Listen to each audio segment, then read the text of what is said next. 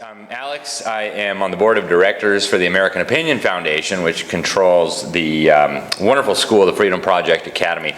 That's what I'm going to share with you today, just for a short little promo about what we do. I was actually the first teacher hired by the Freedom Project Academy. I think this was back in 2010 or 2011. My first year I had one student. It was a lot of fun, just me and him. We learned a lot together. I taught advanced economics, and then I taught for, I think, 12 years straight. So each year my classes were getting bigger and bigger, and each year we had a more and more diverse set of students. We started getting a lot of international students, American missionaries overseas, Americans who were living overseas for various different reasons, people's parents serving in the military. And we started off, I think, the first year with maybe 10 or 12 students in the whole school. We've now grown to over 1,000. And just this year, we graduated our first group of students who joined us in kindergarten and went all the way through their high school senior year and graduated through our high school. It was really exciting. We had an in-person graduation. It was wonderful, wonderful. And I really can't say enough good things about Freedom Project Academy. I've been with it, like I said, from the very start. And the way it was presented to me when they asked if I wanted to teach there was, like, we're trying to do something different. We want to abandon the government school model. We're not going to be taking any government money. What we want to do is teach children how to think, not what to think. And I was intrigued by that.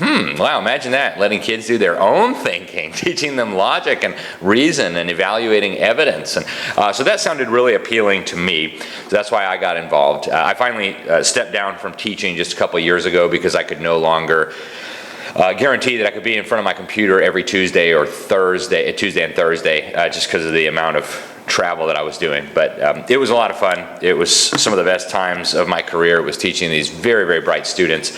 I'm going to show you a little promo video, and then we'll get back to talking about it. But as I said, Freedom Project Academy, you can find us at fpeusa.org. We offer a classical education. We're teaching through a Christian worldview.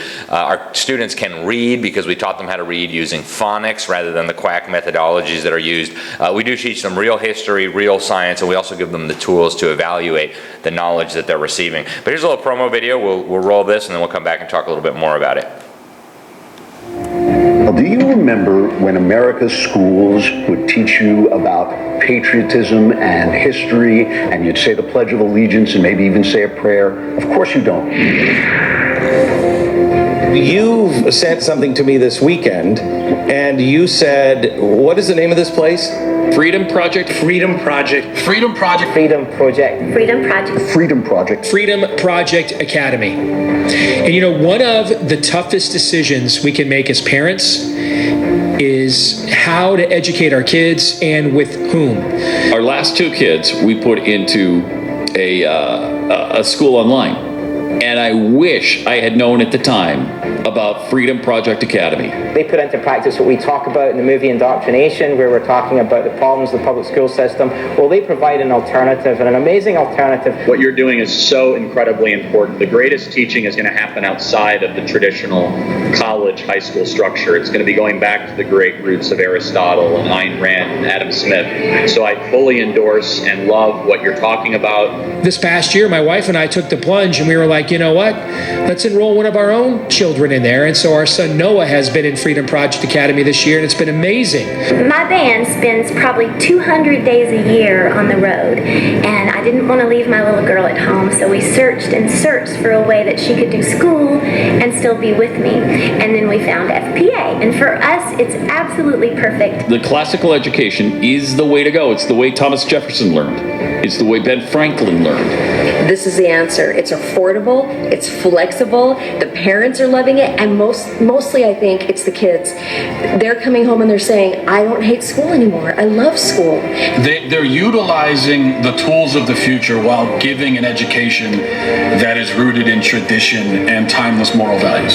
So it's the best of both worlds. It's the best of every world, really. And best of all, no government involved. And you can do it with the best teachers, the best methods, and the best classes in the world. And I don't think there's any place better than that right now than Freedom Project Academy. I love Freedom Project. I love what you're doing. It's so important. And the more we tell our friends about these things, the more people will get on board. And I believe that we can be the catalyst to some real change. We must save the West. Our way of life and our culture is under attack. And because of patriots like you and your project, I have optimism for the future.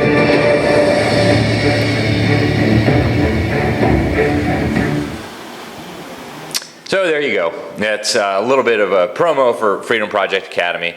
A lot of great people have used it, and it is, of course, a full K through 12 school, so children can get like a full-blown education. It's accredited. But we also, for homeschoolers who maybe don't want to do the full K through 12 thing, we also have classes a la carte, so kids, if mom doesn't know how to teach advanced chemistry or advanced economics, Freedom Project can come in and offer some help with that. One of the big issues that we have run into is that unfortunately the kids in the government schools are getting dumber and dumber and dumber. So we forced the new kids coming to us to take these tests to show where they're at. And it's been very unfortunate that every year the kids coming out of the government schools are getting more behind. And that causes us to turn away huge numbers of students, because when you tell parents of an 8th grader that their child actually is going to have to be in 3rd grade or 4th grade, which is very normal, they can't accept that, of course. They can't have their child go back 4 years. But we can't dumb down the whole school just to be able to take the victims of the government schools. So it's kind of put us into a pickle. There's no easy solution to this, but under no circumstances are we going to dumb down the school to be able to deal with this. So we do have some remedial programs for kids who want to try to catch up, but unfortunately it's really difficult. Once somebody's been damaged by 4, 5, 6, 8 years of so-called government education, it's really difficult to get them back where they need to be. It's not impossible, and really it should be done. It should be a high priority, but it's certainly not easy. What else is there to say about Freedom Project? We've got lots of different teachers and lots of different subjects. We have kids from all over the world and from all across the country. The values are really rooted in what has historically worked for education. So we basically take no ideas from the modern government school system. We go back and looked at what worked during the founding generation, what worked before that, what did people understand about education. And obviously a lot of that goes back to what the scriptures teach, a lot of that goes back to the classics, and it all begins with a solid foundation of teaching children, first of all, how to read, how to reason, and how to be able to understand the information that they're reading. We do have partnerships with churches, so when a church comes to us and wants to work with us, we do have a way to get everybody involved.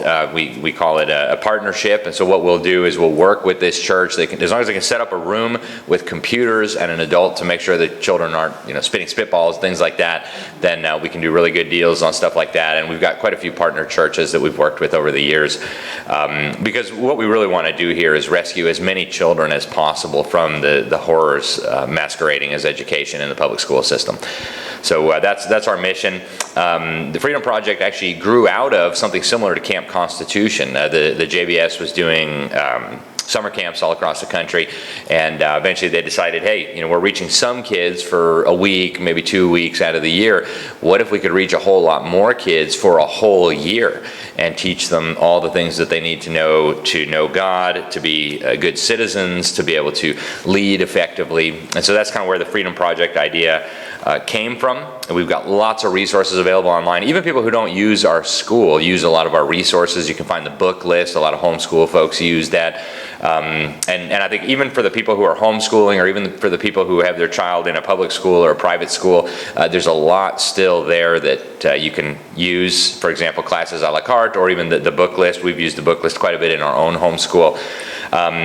There are, of course, a few downsides to doing class online, in that you don't get necessarily the real-life interaction unless you're working through like a church co-op or something. But when you consider the benefits and compare them to the downsides, I think the downsides are really minimal by comparison. And I think as long as parents are making a real effort to get their children with other children, you can really look past a lot of those downsides. Does anybody have any questions about Freedom Project? Good. What do you do in terms of educating parents to bring them on board, or do they come to you already on board?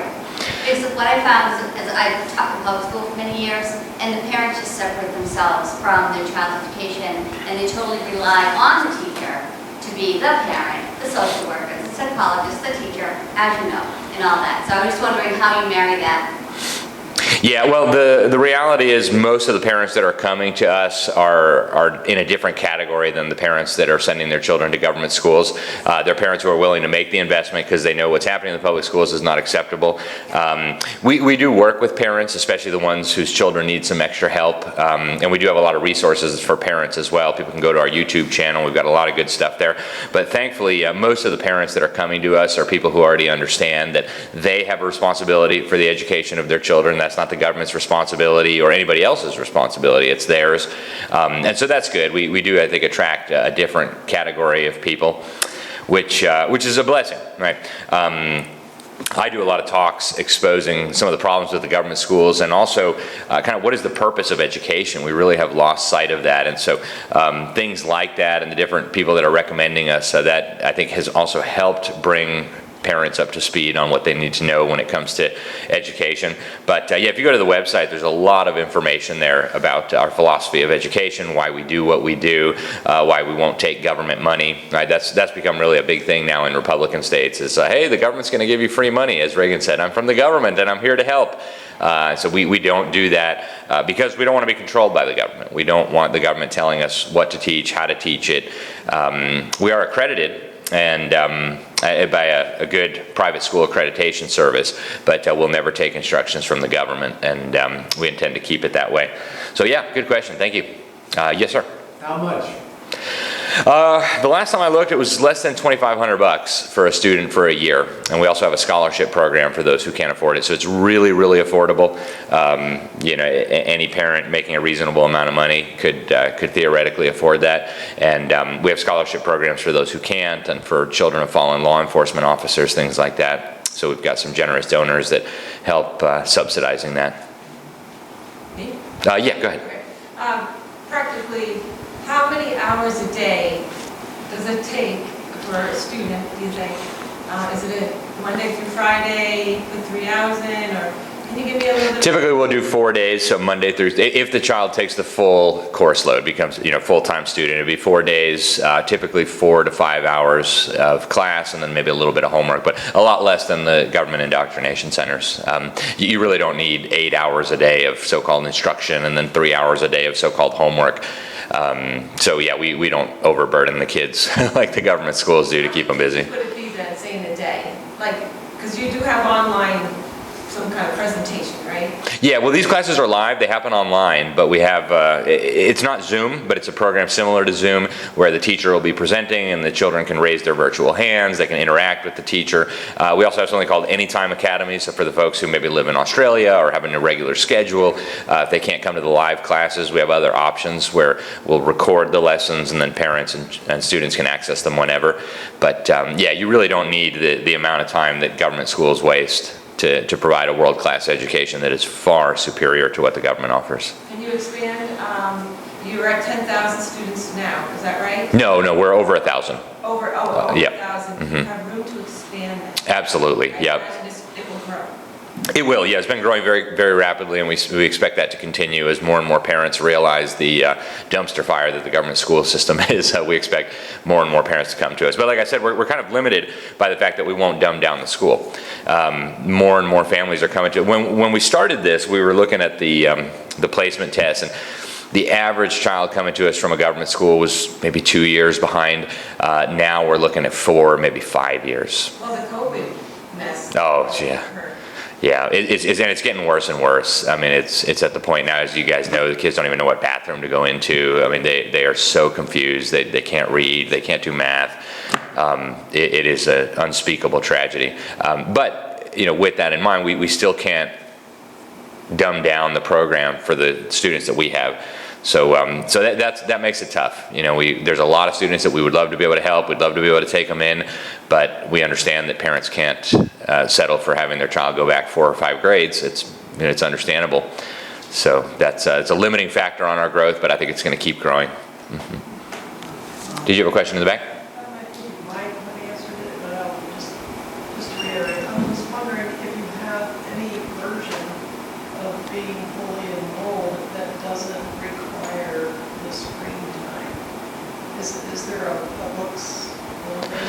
No, unfortunately, the classes are over the computer. It is what it is. We do sometimes live stuff up at the headquarters in Appleton, Wisconsin, but that's not just for students. We'll oftentimes have adults come in for speaking events and things like that. But as I mentioned, there's the downside of it is that it is on the computer, and a lot of parents don't want their children messing with the screens.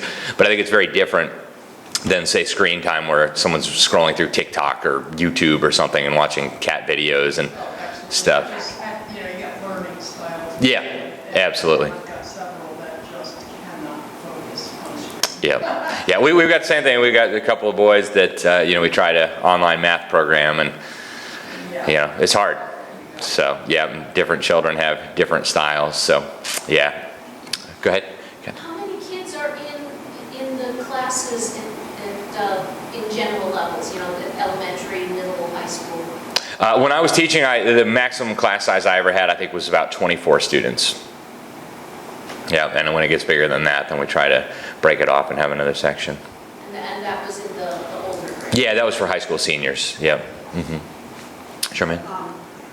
I don't know how the system here works, but do you have one teacher that teaches you everything, or is that only in grade school, when you get to high school? Yeah, in the early grades, we have it like that, and then once you get to the higher grades, we have specialists. So I taught advanced economics. We'll have a Latin teacher, a Spanish teacher, a French teacher, a physics teacher. Yeah. Are you hiring? Always. If you know good teachers, then absolutely. We're always looking for good personnel. In terms of remedial, because I totally understand where you're coming from with that.